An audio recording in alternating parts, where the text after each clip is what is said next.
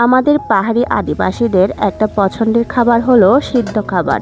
শুধুমাত্র পানি আর লবণ দিয়ে সিদ্ধ করে মরিচ ভর্তা দিয়ে খেতে খুবই পছন্দ করে। তো কয়েকদিন ধরে আমার খুবই বেগুন সিদ্ধ খেতে ইচ্ছে করছে, তাই বাজারে এরকম ছোট ছোট বেগুন দেখার মাত্রই আমি কিনে ফেলি। তাতে কিন্তু আমি বরবটিও রেখেছি। এই শিমের দাম কিন্তু 50 টাকা রেখেছিল, মানে আধা কেজি হবে হয়তো, আর বেগুনের দাম ছিল কেজি 100 টাকা করে। যাই হোক, আজকে আমি বরবটি আর বেগুন সিদ্ধ করব আমাদের দুইজনের জন্য, তাই আমরা যতটুকু খেতে পারবো ততটুকুই আমি নিয়েছি, আর বেশি নিইনি। যে কোনো ধরনের সিদ্ধ খাবার কিন্তু মরিচ ভর্তা দিয়ে আমরা খাই, আর আমরা হচ্ছে একটু মরিচ কম খেতে পারি, যার কারণে আমরা সিদ্ধ খাবার একটু কম খাই। আমি কিন্তু আগে বেগুন সিদ্ধ খেতাম না, মানে বেগুন সিদ্ধ যে খাওয়া যায় তাও জানতাম না। আমি যখন বান্দরবানে ছিলাম সেখানকার মানুষ কিন্তু বেগুন সিদ্ধ, ঢেঁড়স সিদ্ধ খায়।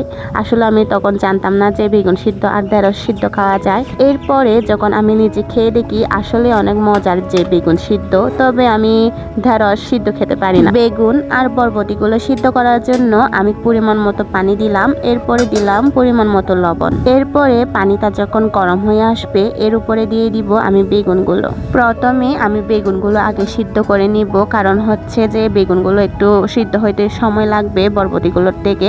এরপরে যখন বেগুনগুলো সিদ্ধ হয়ে আসবে এর উপরে আমি বরবটিগুলো দিয়ে দিব। বেগুন আর বরবটিগুলো সিদ্ধ হয়ে গেলে আমি এগুলো উঠিয়ে নিব।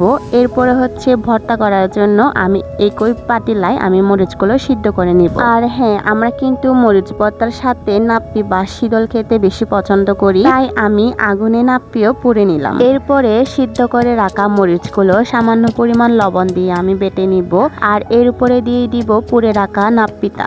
এই তো আমার আজকের সিদ্ধ খাবার একদম রেডি। দুপুরে গরম ভাতের সাথে সিদ্ধ খাবার আর সাথে হচ্ছে মরিচ ভর্তা খেতে খুবই মজা লাগে। সিদ্ধ খাবার আমাদের শরীরের জন্য কিন্তু অনেক উপকারী। তো কার কার আমার মতো সিদ্ধ খাবার পছন্দের কমেন্ট করতে কিন্তু ভুলবেন না।